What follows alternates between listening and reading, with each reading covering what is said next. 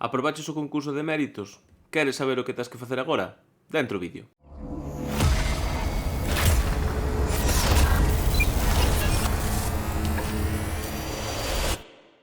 As persoas que superades o proceso selectivo, ben sexa pola quenda de discapacidade ou pola quenda libre, deberedes obter un destino provisional para o curso 2023-2024, polo que estades obrigados e obrigadas a participar na modalidade ordinaria do CADP, e cuxo prazo comezará cara a mediados ou finais do mes de xuño de 2023. Recoméndovos facer a petición do CADP á conciencia, porque nesta ocasión a Consellaría está obrigada a darvos destino, polo que na vosa solicitude de participación estades obrigados e obrigadas a pedir todos os centros de Galicia. A adxudicación provisional do CADP vaise publicar seguramente sobre finais de xullo e a principios de agosto publicarase a adxudicación definitiva.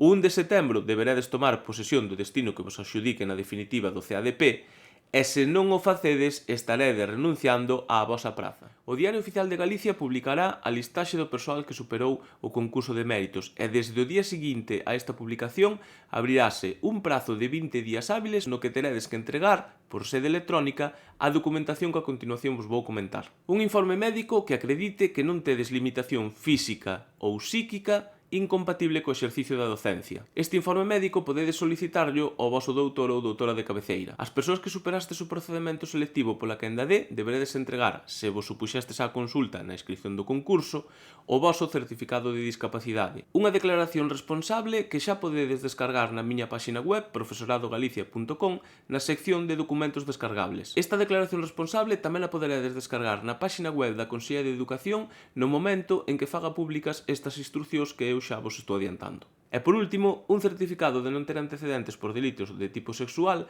que só teredes que entregar se na inscripción de participación no concurso de méritos vos supuxestes á súa consulta automática.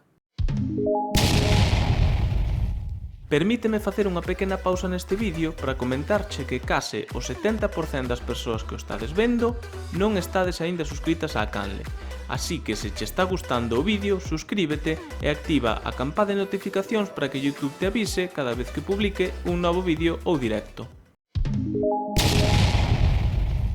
Cando comece o curso 2023-2024, unha das primeiras cousas que ides recibir no voso correo electrónico é a toma de posesión como funcionariado de carreira. Desde ese momento, poderedes darvos de alta en Muface. Recibiredes ademais un correo electrónico de Muface coas instruccións para realizar este trámite, que se pode facer sen problema ningún telematicamente na sede electrónica deste organismo. Tamén no primeiro trimestre do curso 2023-2024, todas as persoas que superedes o concurso de méritos deberedes facer en rede 2 cursos de formación, un sobre a lingua galega e outro sobre igualdade. O persoal que superastes o procedemento selectivo do concurso de méritos deberedes, aló polo mes de outubro ou novembro, participar no CXT. O CXT é o concurso no que vos darán o voso primeiro destino definitivo e teredes que participar todos os anos nel ata acadalo. E unha vez que acadedes ese primeiro destino definitivo, poderedes de novo, pasados 2 cursos, volver concursar voluntariamente no concurso xeral de traslados para cambiar o voso destino definitivo. O concurso xeral de traslados, a verdade é que é un procedimento bastante complexo e que, lóxicamente,